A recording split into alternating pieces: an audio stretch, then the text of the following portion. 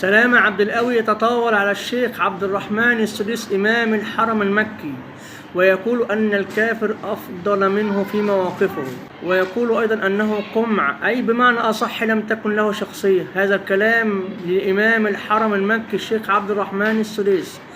ويقول أيضا أنه لم يدعو لأهل غزة منذ أن عين إمام الحرم منذ عام كامل، وهذا كذب وتدليس. جورج جلاوي عضو البرلمان البريطاني، هذا الرجل معروف بمواقفه النبيلة تقريبا على مدار تاريخه كله نصرة لقضية فلسطين، وفي القلب منها قضية غزة. وقد زار غزة يعني بين الحروب السابقة. صحيح هناك فارق كبير في اعتقاد جورج، فهو كافر إذا ما قرناه بعقيدة السديس. يقينا السديس المفروض يعني أنه بيشهد أن لا إله إلا الله وأن محمد رسول الله، لكن المقارنة هنا ليست مقارنة في الدين أو في الاعتقاد، بل بالعكس، قد يكون الاعتقاد والدين وبالا على السديس، لأنه يعلم، ومش بس بيعلم، ده كمان بيقرأ، مش بس بيقرأ، ده كمان إمام الحرم المكي. ممكن جورج ما عندوش العلم اللي عنده. السلام عليكم ورحمة الله وبركاته. زي ما سمعنا سلامة عبد القوي بيقول إن الكافر جورج جلاوي عضو البرلمان البريطاني أفضل في مواقفه، ليست في العقيدة، هو قال كده فعلا، في مواقفه لدعم غزة، وقال إنه زار غزة. أما إمام السديسي فقال إن إحنا ملناش دعوة بهذه القضية إطلاقا، وبيدعي على الإمام السديسي إن هو منذ أن تولى منصبه إمام الحرم المكي لم يدعو لأهل غزة حتى لو مرة واحدة. طبعا الفيديو ده أنا هجيب لكم وهو بيقول لم يدعو لأهل غزة مرة واحدة. فأنا هقول لكم إن هو كذاب ومدلس، وإن الشيخ السديسي دعا لهم أكثر من مرة. بعد 7 أكتوبر بشهر هجيب لكم الفيديو، وكمان دعا لهم في مارس 2024 رمضان اللي فات. عظم الخط واشتد الكرب على إخواننا في فلسطين، فاللهم أنجي المستضعفين من المسلمين في كل مكان، اللهم أنجي المستضعفين من المسلمين في فلسطين وفي غزة، اللهم احفظ المسجد الأقصى من المعتدين المحتلين الغاشمين، يا أكرم الأكرمين يا أرحم الراحمين.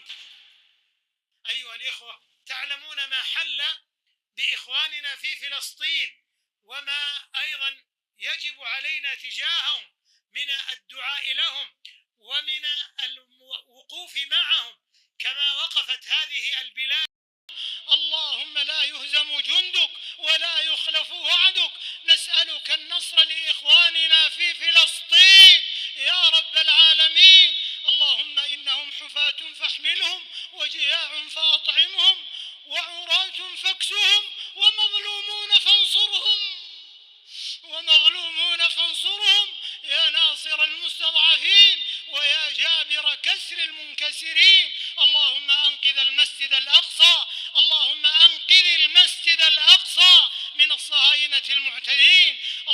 احنا ملناش علاقة بما يحدث في غزة، وقال حاجات كتيرة جدا يكفيه ذلا وعارا انه على مدار سنة الآن وهو إمام الحرم المكي ويخطب ويعتلي المنبر كل أسبوع تقريبا، لم ينطق ببنت شفه بكلمة واحدة عن قضية غزة ولا أهل غزة، ولم ينطق بكلمة واحدة عن عدوهم الذي يحاصره. برضو مقتنع ان الكافر افضل من الشيخ السديسي بعد ما ظهر كذبك وتدليسك على امام الحرم ان هو لم يذكرهم بدعوة واحدة منذ ان عين امام الحرم. على العموم انا كشفتك قدام متابعينك، وياريت تتقي الله في الشخصيات اللي انت بتجيبها، لان انت للاسف بتختار شخصيات عامة ومشهورة، وبقيت بقى يعني يوتيوبر بتتجزأ من الحاجات وبتقطع حاجات علشان طبعا الفيديو بتاعك يعمل ضجة شوية. حسبي الله ونعم الوكيل فيك. دلوقتي بقى جه الفيديو كان برضه هو عامل في نفس المقطع وبيسمي الشيخ عبد الرحمن السديسي انه قمع يمرر من خلاله فتاوى او كلمات او ما يريده الحكام. السديس القمع طالع النهارده بايه بقى؟ بفقه جديد، والله فقه جديد. بيقول لنا يعني احنا مثلا ايه، نعرف فقه الواقع او النوازل او فقه الاولويات، لكن في حاجة اسمها فقه ولي الامر. تعالوا نسمع من القمع بيقول ايه. وايضا ان تكون الفتوى مستثمرة في رعاية الأنظمة السمع والطاعة لولاة أمر المسلمين ولا سيما في هذه البلاد المباركة. أن تكون الفتوى مستثمرة لرعاية الأنظمة وللدعاء لولاة أمورنا. الفتوى يجب أن تستثمر. السلام عبد القوي، لرعاية ما تاخدش الأنظمة. الكلام على محمل السوء. هو فعلا قال كلام عام ومطلق وغير مفهوم أبعاده بدقة متناهية. يعني إيه يجب أن تكون الفتوى مستثمرة لرعاية النظام، بس ما قالش والدعاء لهم. دي من عندك، ما تبقاش مدلس كده. وقال لك السمع والطاعة لهم، ده طبعا موجود في كتاب ربنا. بلاش سخرية عمال على بطال، لأن أنت واقع في مطب وحش قوي.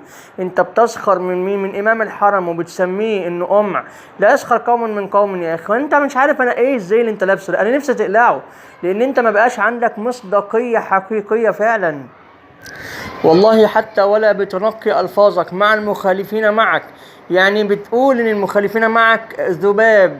أو خذ المعلومة دي من عبد الله الفقير إلى الله سبحانه وتعالى. لقد بوب الإمام البخاري كتاب باسم الألفاظ من الأدب، بأن النبي صلى الله عليه وسلم لم يكن سبابا ولا شتاما ولا لعانا. فيا ريتك تتعلم حاجة من سيدنا النبي صلى الله عليه وسلم، وبعدين تلبس الزي، وبعدين تكون داعية إلى الله سبحانه وتعالى، بدل ما أنت عمال تنتقد شخصيات عامة وتجرح فيهم وتتهمهم وتحذف فيديوهات. والله العظيم أنا بشهد عليك كل من يتابعك أو يسمعني، بالله عليك ينفع الشيخ عبد الرحمن السديسي يتقال عليه قمع؟ يعني كناية على إنه شخصية إمعة. يعني بالله عليكم ينفع؟ بالله عليكم هذا من الأدب؟ وتقول لي قال الله وقال رسوله إن كنت تعرفهم. والله أنا كنت من أشد المعجبين بسلام عبد القوي ده أيام ما كانت في قناة الناس. والله كان مثال للأدب واللسان الطيب والدعوة الجميلة. ولكن بقى من ساعة حصل اللي حصل والدربكة، ووصل وزير الأوقاف ما صدقش نفسه واتطوح واترمى. من الذي أطاح بالنظام؟ والله الذي سمح لك أن تأتي وزيرا أو تعين هو الله سبحانه وتعالى، والذي أزاحك هو الله، لم يأذن لك بهذا المكان. فالزم الأدب واتق الله. سبحانك اللهم بحمدك، أشهد أن لا إله إلا أنت، أستغفرك وأتوب إليك.